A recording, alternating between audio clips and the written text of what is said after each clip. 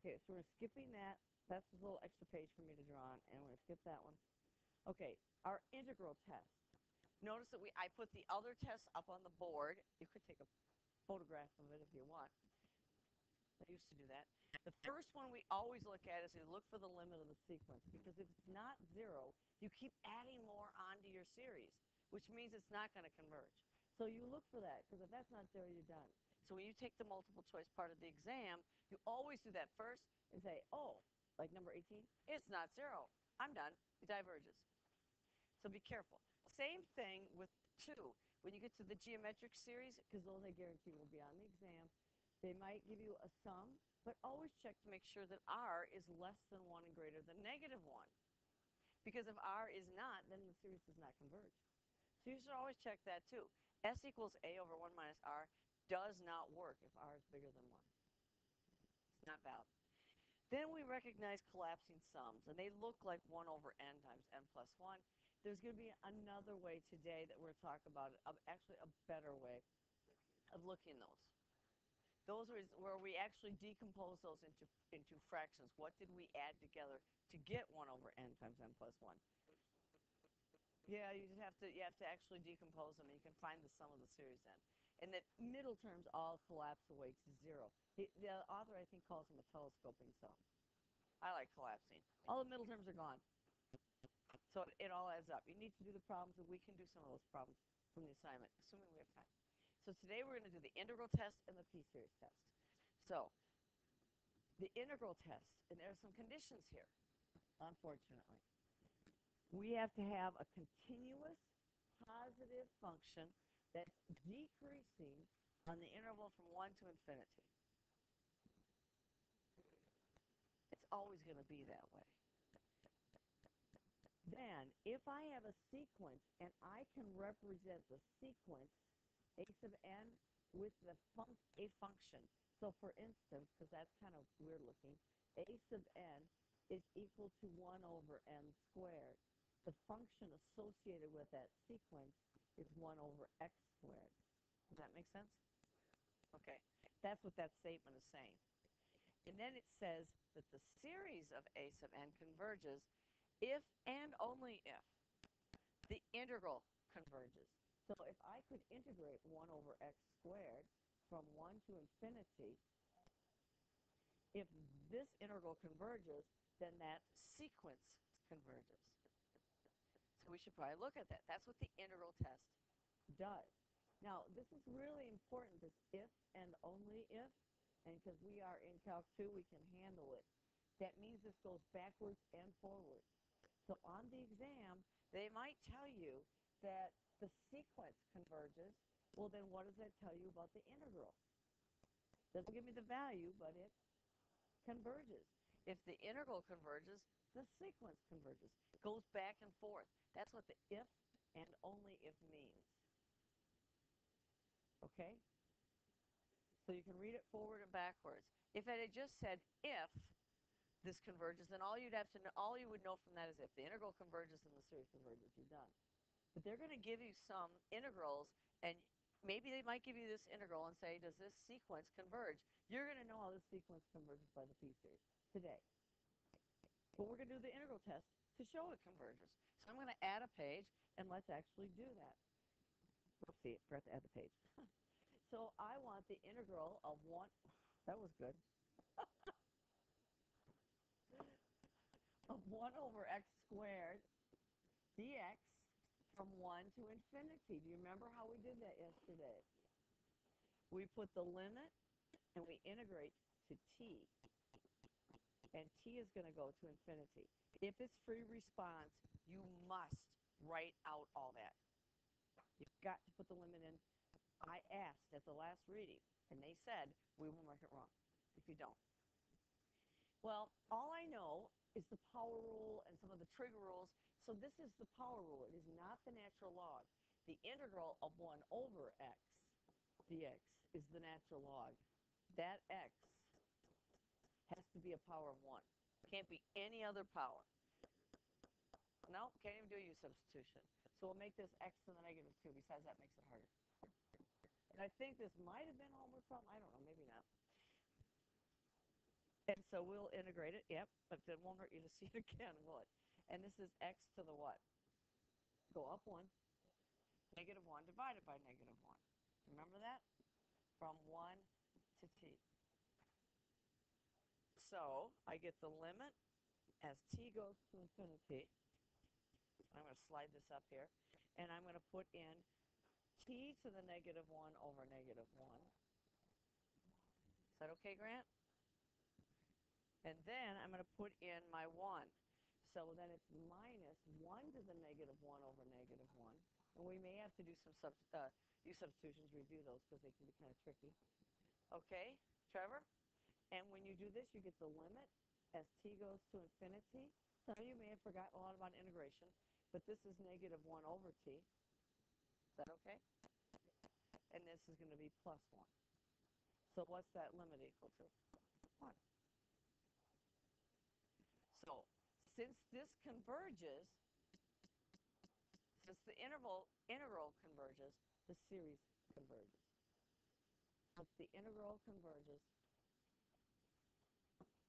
the series converges. 1 over n squared converges. And I'm sorry, I'm being lazy about my indices. Those are called indices, the n equals 1 to infinity. Now the question is, does that make sense? Why would that be? Just because the integral works, why would the series also work? That's what page 2 is about. I'm going to justify to you why it works. Okay? Let's do that first, or do you want to do the other half of the integral test? Is, guess what? If the integral diverges, what happens to the series? It diverges. So why would that be true? So I'm going to go back here, and we're going to look at 1 over n squared and compare it to 1 over x squared. Now here's 1 over x squared. I put 2 drawings up here because what is 1 over n squared? It's 1 plus 1 over 2 squared, right? Plus 1 over 3 squared, plus 1 over 4 squared, 1 over n squared, goes forever. Okay, I just listed out some terms. Now I want to think of that in terms of area.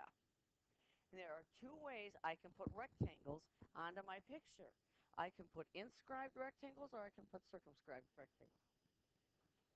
Now I know that this one, 1 over x squared, this converges. So if I were to take my rectangles and do this, now remember this is 1 over n. So what's the area of this rectangle? What's the height? It's 1. And what's the base? 1. And then I could do this one. And what's the height? It's 1/2, but what are we going to do with it? Square it. And what's the base? So let's do one more. This is 1/3 squared. Now I have to make you think for a second. If I add up all these areas, how does that compare to the integral?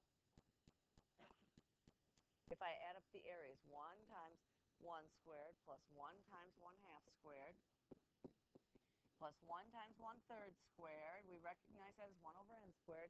How does that compare to this integral from 1 to infinity of f of x dx? Is it bigger or smaller? It's bigger. Because they're outside, right? This converges. Does that tell me anything? If this one converges and this is bigger than a convergence series, does it tell me anything? This might converge, but does it have to? This is bigger than the convergence series, and that doesn't converge. It tells me nothing. The question is, why do I put the rectangles where I put them?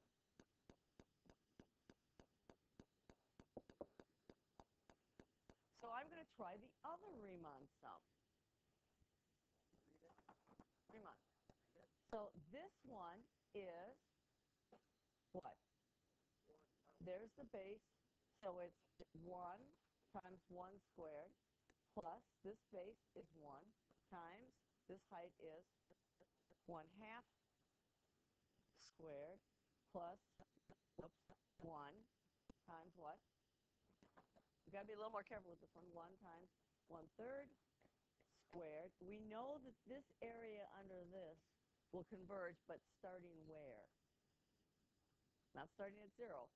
Because guess what? That's the other kind of improper integral. I don't know if this converges here yet. But I do know that starting at 1, this converges for the curve. And I shouldn't have used my color. So what's true about my little rectangles here? Are they over or are they under? They're under, except that I don't have that piece. Because I'm only going to integrate from where? My integral starting where? 1 to infinity. This converges. But isn't this just some sort of constant? Does it really amount to anything? Does this converge itself? Yes, it's just 1, right? So this is going to be what? Smaller than my integral from 1 to infinity, well, without this piece, that is, for sure, of my f of x. Now, if this converges, which it does, what do you think has to be true about that? If this is less than a convergence series, it converges. So now I've got the comparison test, the beginnings of it. Well, what am I going to do with this guy? What if I subtract that from both sides? Or what if I add 1 over here? Isn't this still smaller than that, or subtract 1? Yeah, so I can just put the 1 on the other side. So it's not important to worry about that 1, because if this were infinity, I'd be in trouble, but it's not. It's just a constant. And I could balance it out if you want me to. So the next convergence test says that if the integral diverges, because I think you'll see it when I do this one, then the series diverges, and vice versa. So let's look at that one. Now, what about this one? Does this one converge or diverge? Do you remember? This diverges. I could go through the process if you want me to. If you want. By the integral test. The integral is from 1, now I'm going to get to the piece series, 1 to infinity of 1 over x, the square root of x. And remember, we did that. Actually, we did that with like a piece series. We said that 1 over x to the p dx converges only when what? P is greater than 1. You're going to like the problems on the AP exam that use that. Because if they had this integral of 1 over x to the 2p dx from 1 to infinity, this will converge when 2p is greater than 1. So p is greater than 1/2. So those are easy. I mean, that's right off the AP exam.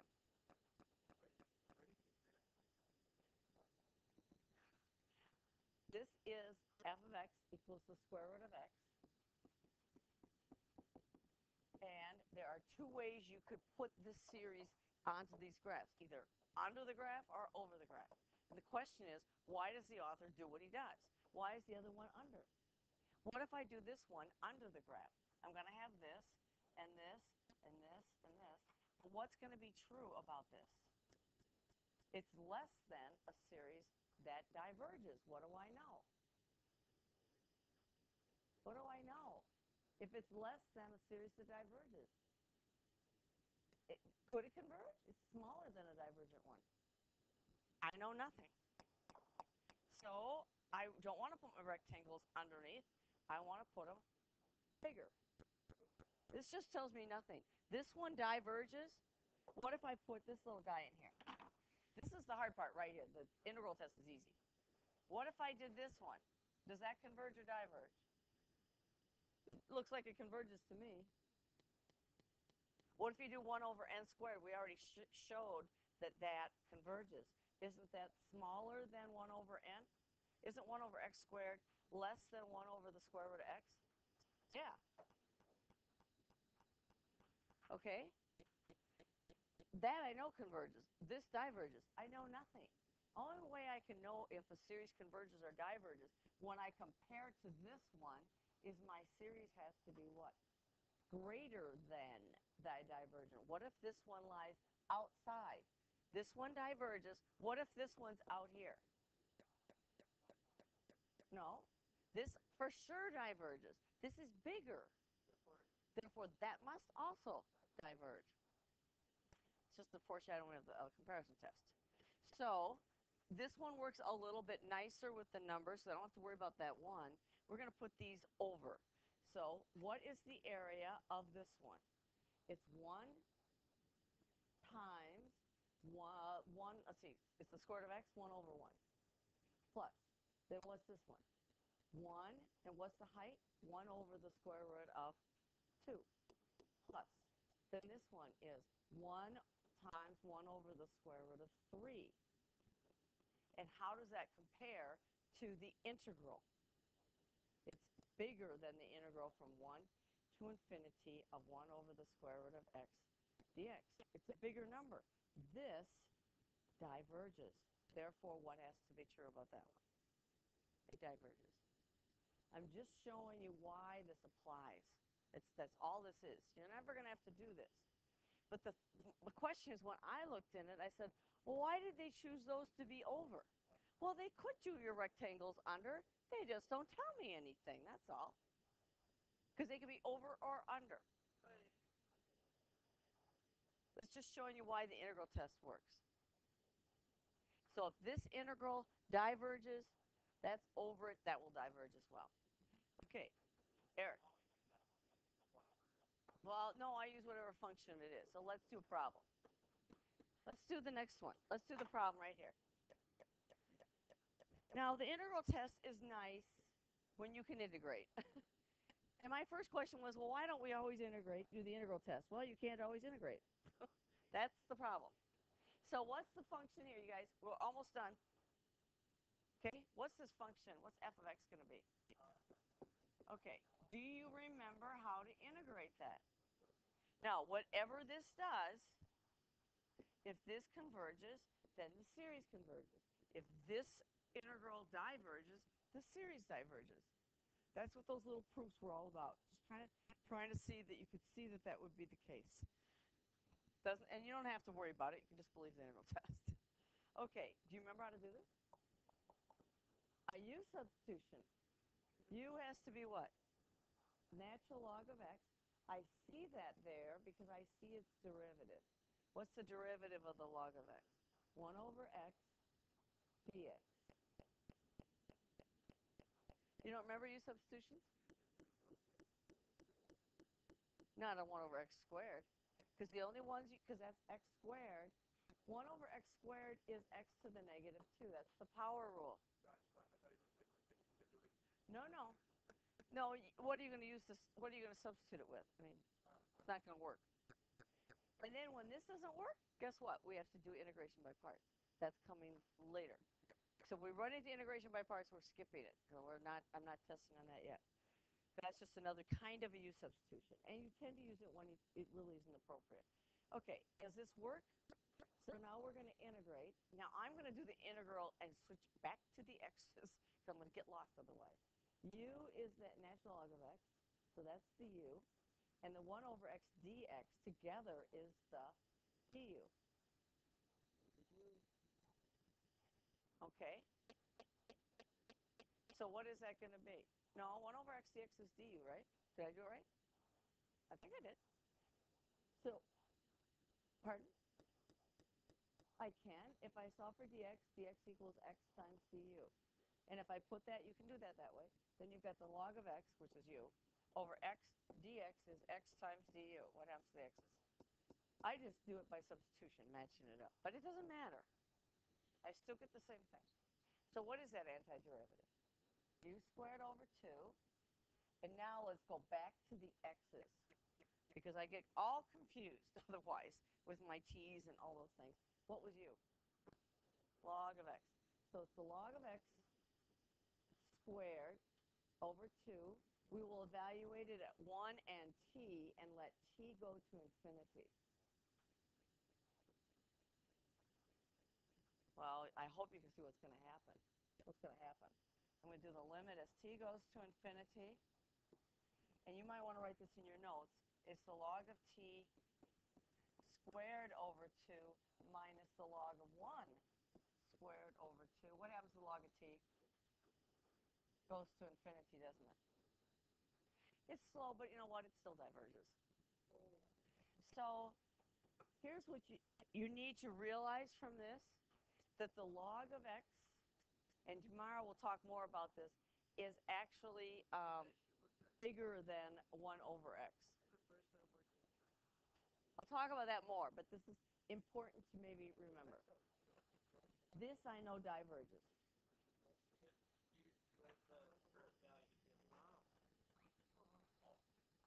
Who? No, t goes to infinity. Okay, a little bit more. We got to get the p series in so you know how to do that. Okay, guys, we did this. Let's do this with the integral test. We'll finish this off, and then we'll be time to go, okay? You guys, remember the integral test? It's 1 over x to the p dx from 1 to infinity. I've got to put that in there because that's different than going from 0 to 1. Do not apply these tests to 0 to 1 because it doesn't apply. It applies from 1 to infinity. This will converge for what?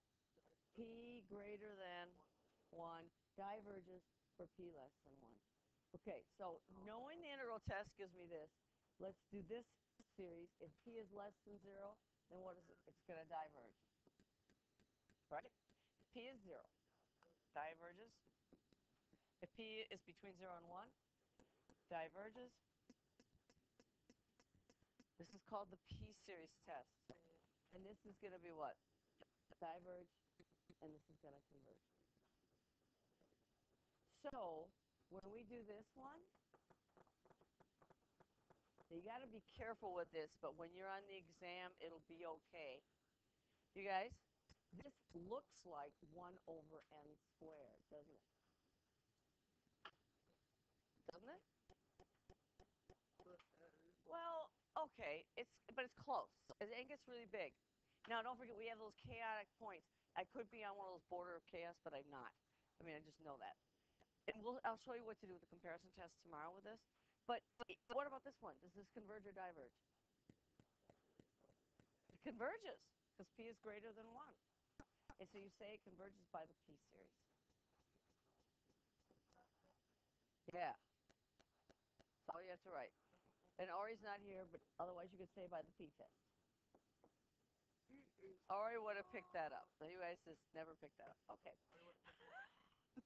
I'm leaving it there. Okay. So there are p series in here. So I don't have to do that collapsing sum, but I haven't shown you how you would prove it. I need another convergence test to do that. Tomorrow there's 2 more. Then that's it. Yes, we're going to call it a day. It is a collapsing sum. So I know it converges for that reason. But I also know it looks like this. And since this converges, that converges. So what? Yes. And what if I have 1 over n plus 1? That looks like this. That diverges. Yeah, well, we'll do that's, yeah, but you gotta be careful because I have to really be able to compare them like I did on my pictures, the over-under thing. Yeah, we'll talk about that tomorrow, though. This was enough for today. Guys, do the homework. And now, and bring in questions because tomorrow won't be nearly as long. I don't believe.